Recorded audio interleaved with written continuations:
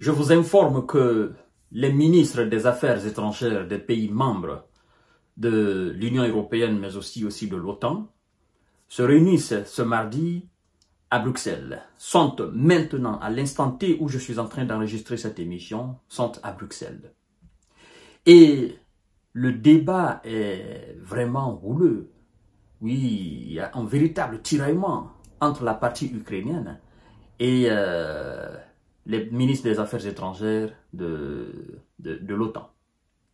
L'Ukraine insiste sur le fait que il ne peut y avoir d'autres alternatives de sécurité, de garantie de sécurité, si ce n'est pas l'adhésion pleine, totale, entière, définitive de l'Ukraine au sein de l'OTAN.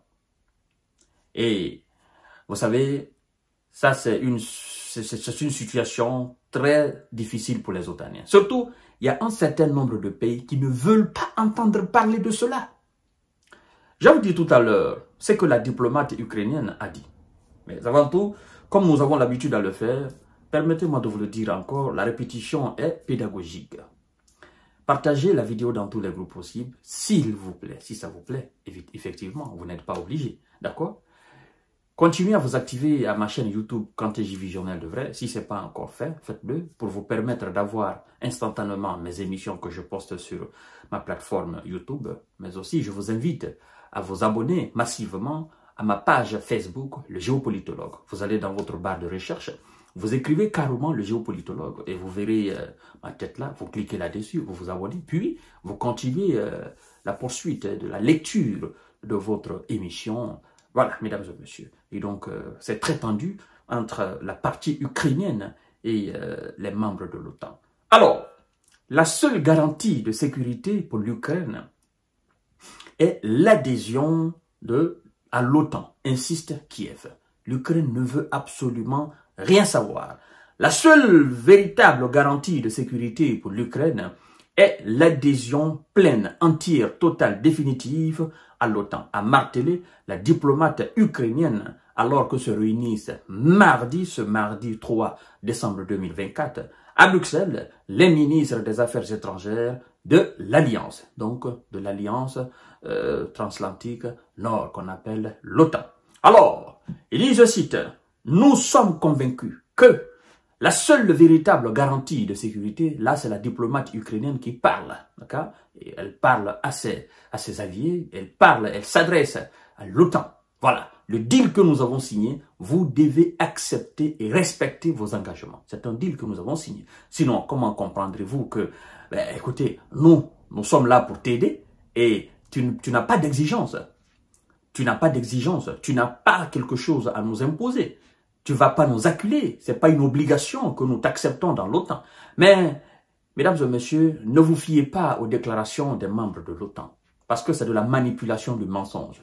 Il y a bel et bien un deal qui s'est passé entre l'Ukraine et la Russie. Et l'Ukraine et les membres de l'OTAN pour essayer de perturber le sommet de la Russie. Sinon, ben, écoutez, vous-même vous vous posez la question, mais pourquoi l'Ukraine insiste pour l'adhésion à l'OTAN? Pourquoi l'Ukraine insiste? Pourquoi maintenant c'est obligatoire? Pourquoi d'ailleurs ils sont devenus de plus en plus pressants? Mais ils sont devenus de plus en plus pressants parce qu'ils voient que M. Donald Trump n'a pas envie de continuer à aider l'Ukraine. Ils voient que le deal qui a été signé par le patron de l'OTAN, désormais le futur ex-patron de l'OTAN, à l'occurrence M. Biden. Et donc l'Ukraine est en train de mettre une pression indescriptible sur les membres de l'OTAN. Et aujourd'hui, c'est comme ça que ça se passe à Bruxelles.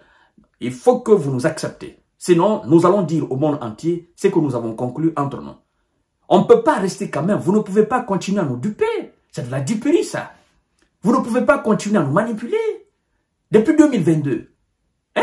On s'est dit, nous autres, nous allons entrer dans l'OTAN. Et puis vous avez dit, ok, bon, écoutez, ça va créer des tensions. Mais nous avons assumé. Nous sommes en train d'assumer. Et vous ne voulez pas assumer. Il faut que vous nous acceptez au sein de l'OTAN. Mais l'acceptation de l'Ukraine au sein de l'OTAN, c'est vrai, ça peut être une forme de garantie de sécurité pour l'Ukraine. Mais c'est une véritable forme d'insécurité pour l'ensemble de l'OTAN. Je crois que c'est ce que l'Ukraine ne comprend pas. En fait, les Européens seront dans l'obligation, les Américains, l'ensemble des membres de l'OTAN seront dans l'obligation de défendre l'Ukraine face à la Russie. Et donc, c'est la création d'une vaste condition d'instabilité, d'insécurité pour l'ensemble des pays de l'OTAN. Parce que toutes les capitales européennes et la plupart des États de la côte ouest américaine vont recevoir effectivement la visite du nouveau missile, la nouvelle bague de Vladimir Poutine qu'on appelle Oreshnik, qui part à 5500 km et qui a une capacité de destruction démesurée. Bon, missile dont l'impact provoque une chaleur, une température de 4000 degrés Celsius. À ce niveau, est-ce que même les porte-avions américains ne peuvent pas résister?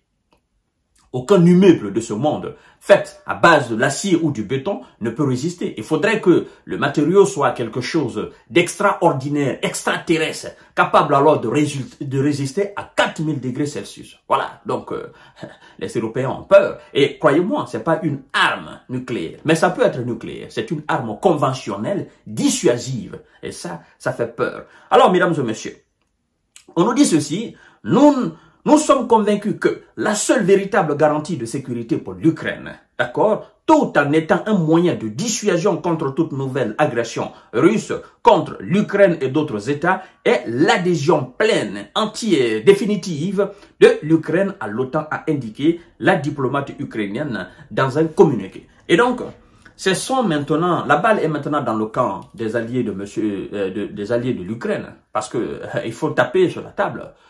Il faut soit dire à l'Ukraine que nous sommes dans l'aide, nous ne sommes pas dans l'obligation.